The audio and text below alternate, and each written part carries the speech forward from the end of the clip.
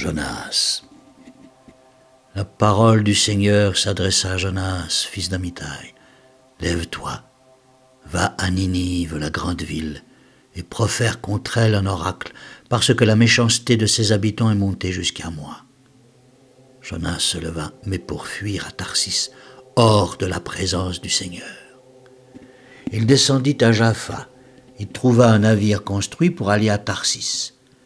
Il s'embarqua pour se faire conduire par l'équipage à Tarsis hors de la présence du Seigneur. Mais le Seigneur lança sur la mer un vent violent.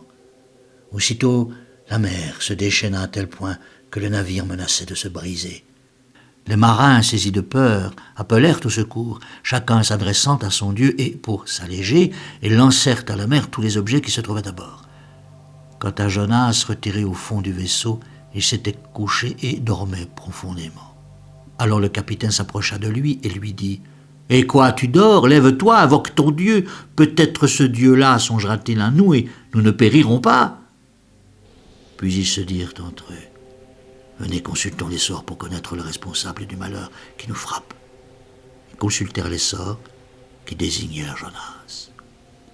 Ils lui dirent donc « Fais-nous savoir quelle est ta mission. D'où viens-tu? De quel pays es-tu? Quelle est ta nationalité ?» Il leur répondit « Je suis hébreu, et c'est le Seigneur Dieu du ciel que je vénère, celui qui a fait la mer et les continents. » Saisis d'une grande crainte, les hommes lui dirent « Qu'as-tu fait là ?» D'après le récit qu'il leur fit, ils apprirent en effet qu'ils fuyaient hors de la présence du Seigneur. « Qu'allons-nous te faire pour que la mer cesse d'être contre nous ?» lui dirent-ils, car la mer était, elle, de plus en plus démontée. Il leur dit « Hissez-moi et lancez-moi la mer pour qu'elle cesse d'être contre vous.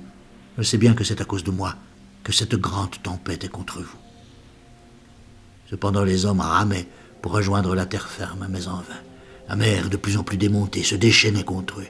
Ils invoquèrent donc le Seigneur et s'écrièrent « Ah, Seigneur, nous ne voulons pas périr en partageant le sort de cet homme.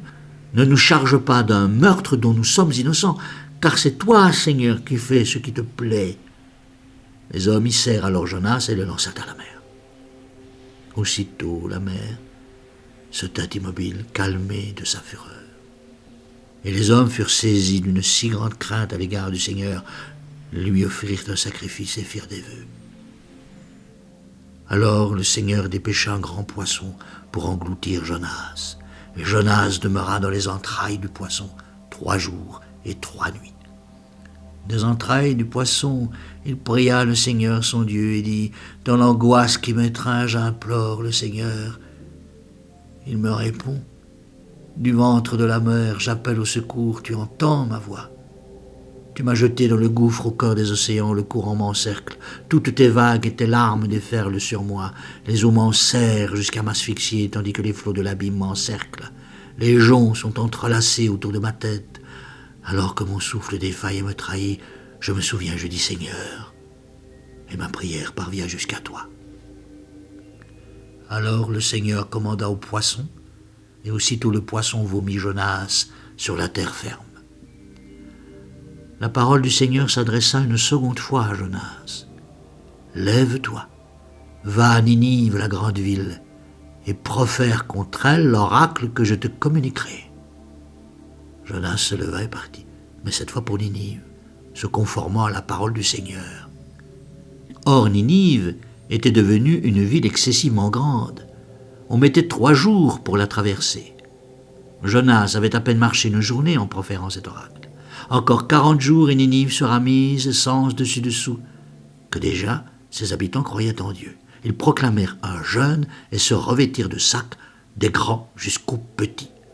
La nouvelle parvint au roi de Ninive. Il se leva de son trône, fit glisser sa robe royale, se couvrit d'un sac, s'assit sur de la cendre et fit annoncer dans Ninive, par décret du roi et de son gouvernement, interdiction est faite aux hommes et aux bêtes, aux gros et aux petits bétails, de goûter à quoi que ce soit. Interdiction est faite de paître et interdiction est faite de boire de l'eau.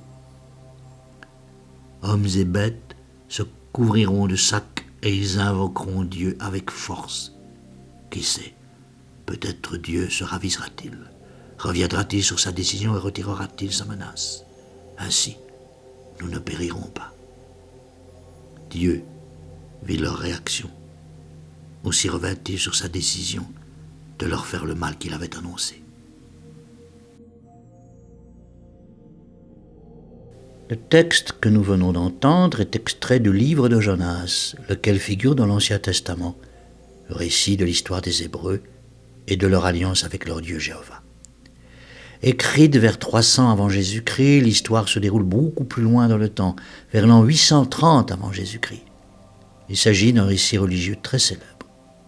Jonas, Yona en hébreu, est un des 12 petits prophètes des Juifs. Il apparaît aussi plusieurs fois dans le Coran, sous le nom de Younous. La tradition affirme que sa tombe se trouve à Ninive, lieu désormais sacré de l'islam. Cette ville de Ninive, capitale de la Syrie, où Jonas a ordre de se rendre, a réellement existé. Elle se trouvait sur les bords du Tigre, à proximité de la cité actuelle de Mossoul. C'était une ville gigantesque pour l'époque, peut-être peuplée de 100 000 personnes, même si le texte exagère certainement sa taille en affirmant qu'il fallait 3 jours pour la traverser. Elle est le prototype même de la grande cité pour les Hébreux, et surtout la capitale de leurs ennemis assyriens, qui d'ailleurs finiront par envahir et détruire leur royaume.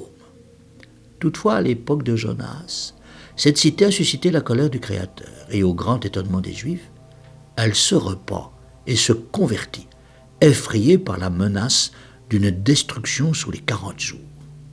Plus tard, retombant dans ses anciennes pratiques, Ninive sera finalement détruite. La célébrité du texte repose sur la navigation tumultueuse de Jonas, fuyant l'ordre de Dieu, sa chute dans la mer démontée et sa rencontre avec une baleine décrite par erreur comme un grand poisson, alors qu'il s'agit d'un mammifère marin. Avalé vivant, il reste dans le ventre de l'animal 3 jours durant, et au fond de cet abîme, il supplie Dieu de lui venir en aide. Dieu l'entend, et l'animal recrache le pécheur. Vrai ou pas, nous ne sommes pas ici pour discuter de la foi ou de la crédulité. L'histoire souhaite nous enseigner que le repentir a le pouvoir d'inverser le cours des choses et d'amener Dieu à changer d'avis. Il punit Jonas, mais entend sa prière depuis le ventre de la baleine et se laisse adoucir ensuite par le repentir des habitants de Ninive. Dieu n'est pas inflexible, mais au contraire capable de pardon. 2 autres cités figurent également dans le texte. Celle de Jaffa, où Jonas s'embarque, alors grand port commercial et dont les ruines imposantes s'étendent aujourd'hui à proximité de la cité de Tel Aviv en Israël. Enfin, la cité de Tarsis, celle où se rend Jonas en bateau quand il essaie d'échapper au commandement de Dieu. On la situe en Andalousie, en Espagne, mais il s'agit d'une cité très ancienne et mystérieuse, dont la localisation n'est pas certaine. Quoi qu'il en soit, elle se situe fort loin de l'endroit où Dieu a ordonné à Jonas de se rendre.